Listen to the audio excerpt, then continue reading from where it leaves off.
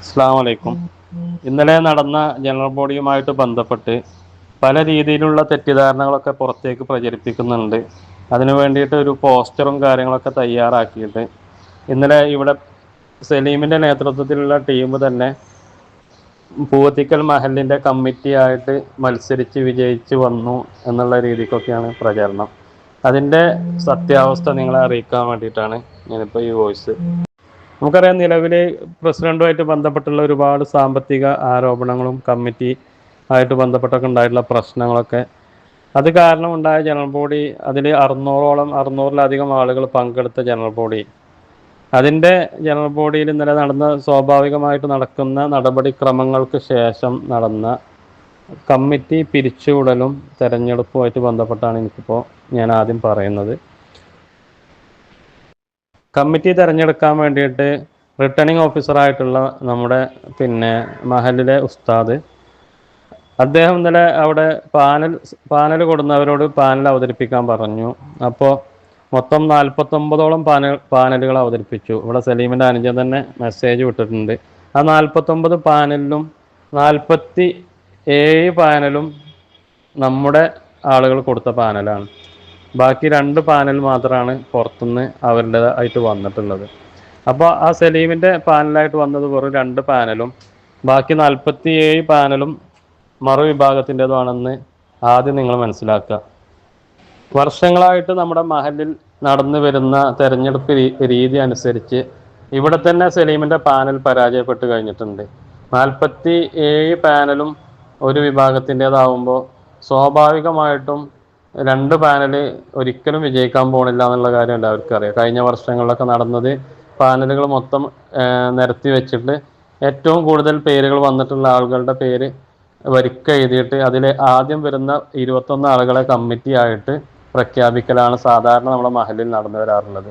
പക്ഷേ ഇപ്രാവശ്യം അതിനൊക്കെ വിപരീതമായിട്ട് ആ രീതിയൊക്കെ അട്ടിമറിച്ചിട്ട് അതിൽ നിന്ന് 2 പാനൽ മാത്രം സെലക്ട് ചെയ്തിട്ട് ആ 2 പാനലിൽ ഈ പാനലിനെ അംഗീകരിക്കുന്ന ആളുകൾ കൈ വെക്കുക, ആ പാനലിനെ അംഗീകരിക്കുന്ന ആളുകൾ കൈ വെക്കുക, എന്നിട്ട് 2 ടീമായിട്ട് നിർത്തുക, മഹലിനെ വീണ്ടും 2ആയിട്ട് വിഭജിക്കുക, എന്നിട്ട് അതിൽ ലാഭം കൊയ്യുക. പരസ്യമായിട്ട് മുഖത്ത് നോക്കിയിട്ട് പ്രതികരിക്കാൻ പറ്റാത്ത നിഷ്പക്ഷരായിട്ടുള്ള ആളുകൾ മാറി നിൽക്കുക, അവർക്ക് ഒരു അവകാശം വിനിയോഗിക്കാനുള്ള അവസരമല്ല അതൊക്കെ.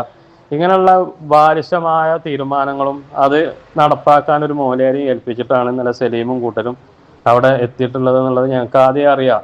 അതറിഞ്ഞുകൊണ്ട് തന്നെയാണ് ഞങ്ങൾ ഇന്നലെ ആ തെരഞ്ഞെടുപ്പിനെ നേരിടാൻ വേണ്ടിയിട്ട് വന്നത്. പക്ഷേ നമ്മൾ എന്നിട്ടും ആവശ്യപ്പെട്ടത്, ഓൾറെഡി ഞങ്ങൾ വിജയിച്ചു കഴിഞ്ഞിട്ടുണ്ട്. പാനൽ സംവിധാന പ്രകാരം വർഷങ്ങളായി നടന്നു വരുന്ന സംവിധാന പ്രകാരം ഞങ്ങൾ വിജയിച്ചു കഴിഞ്ഞ് ഞങ്ങളെ കമ്മിറ്റി വരേണ്ടതാണ്. എന്നിരുന്നാലും നമുക്ക് ജനങ്ങളുടെ തീരുമാനം അംഗീകരിക്കുക എന്നുള്ള ഒരൊറ്റ ലക്ഷ്യം വെച്ചിട്ട് ഞങ്ങൾ പറഞ്ഞു, പാനൽ വോട്ടിംഗ് ആണെങ്കിൽ രഹസ്യ വോട്ടിംഗ് ആക്കണം എന്ന് അവിടെ ആവശ്യപ്പെട്ടു. ഒരിക്കലും രഹസ്യ വോട്ടിംഗ് ചെയ്യിപ്പിക്കരുത്, അവിടെ നടത്തരുത് എന്നുള്ളൊരു തീരുമാനം ആദ്യം തന്നെ മൂലേരെ വില ഏൽപ്പിച്ച് അത് മനസ്സിലാക്കി പഠിപ്പിച്ചു കൊടുത്തതാണ്. ആ മൂലേര് ഒരു ഭാഗത്തേക്ക് തന്നെ ചെരിഞ്ഞ് സംസാരിച്ചതിൻ്റെ ഉദ്ദേശം അത് തന്നെയാണ്. അപ്പോൾ അവിടെ ജനങ്ങൾ രഹസ്യ വോട്ടിംഗ് ആക്കണമെന്ന് കൂടുതൽ ഭൂരിപക്ഷം ആളുകളും അഭിപ്രായപ്പെട്ട് എണീറ്റ് നിന്നപ്പോൾ പോലും മറുവിഭാഗം രഹസ്യ വോട്ടിംഗ് പറ്റൂല എന്നുള്ള താങ്കള നാസറിൻ്റെയും അതുപോലെ അക്ബർ കാർക്കുയിലൊക്കെ പോലുള്ള കുറേ ആളുകൾ ഒരിക്കലും രഹസ്യ വോട്ടിംഗ് പറ്റൂല എന്ന് പറഞ്ഞ അവിടെ ചാടി കളിച്ച് ഒച്ചയും കൂടി ഉണ്ടാക്കിയപ്പോഴാണ് ക്രമസമാധാനവും മറ്റേതും മറിച്ചതെന്ന് പറഞ്ഞുകൊണ്ട് മൂലരും അതുപോലെ തന്നെ നമ്മുടെ പോലീസ് ഉദ്യോഗസ്ഥരൊക്കെ പോലീസ് ഉദ്യോഗസ്ഥരെ ഇടയ്ക്കൽ പോലീസിൻ്റെ ഉദ്യോഗസ്ഥരൊക്കെ കൂടിയിട്ട് അത് ക്രമസമാധാന പ്രശ്നം ഉണ്ടെന്ന് പറഞ്ഞപ്പോൾ കമ്മിറ്റി പിരിച്ചുവിട്ട കമ്മിറ്റി, ഓൾറെഡി മൂലയിൽ ആദ്യം പിരിച്ചുവിട്ടിട്ടാണ് ഈ തെരഞ്ഞെടുപ്പ് പ്രോസസ്സിലേക്ക് വന്നത്. ആ കമ്മിറ്റി ഇനിയും തുടരും എന്ന് പറയുന്ന തീർത്തും ബുദ്ധിശൂന്യമായ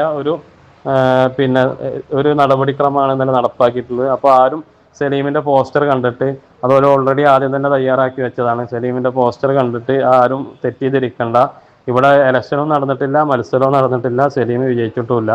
ഇങ്ങനെ ഒരു പ്രശ്നം വന്നപ്പം പെട്ടെന്ന് മൂലർക്ക് പഠിപ്പിച്ചു കൊടുത്ത ആ ഒരു പാട്ട് പാടിയതാണ് നിലവിലെ കമ്മിറ്റി തുടരും എന്ന് വൈക്കി പറഞ്ഞാണ്ട് മൂപ്പര് ഓടിയേക്കാണ്. ആ ഓട്ടം കലാസാഗർ അങ്ങാടി വരെ ഓടിക്കണമെന്നാണ് ഞാൻ കേട്ടത്. ഏതായാലും ഇൻഷാ അല്ലാഹ് ഇതിൻ്റെ ബാക്കി കാര്യങ്ങളൊക്കെ റബ്ബിൻ്റെ തൗഫീഖ് കൊണ്ട് ഇവിടെ പറഞ്ഞ പോലെ തന്നെ നല്ല രീതിക്ക് നടക്കുകയാണെങ്കിൽ ഒരിക്കലും നിങ്ങൾ വിജയിക്കാൻ പോകണില്ല. ജനങ്ങൾക്ക് നിങ്ങളെ മനസ്സിലായിട്ടുണ്ട്. അതിൻ്റെ ബാക്കി കാര്യം ഓഡിറ്റുമായിട്ട് ബന്ധപ്പെട്ടും കണക്ക് അവതരണമായിട്ട് ബന്ധപ്പെട്ടൊക്കെയുള്ള കാര്യം ഞാൻ അടുത്ത വോയിസിൽ പറയാം. അസ്സലാമു അലൈക്കും.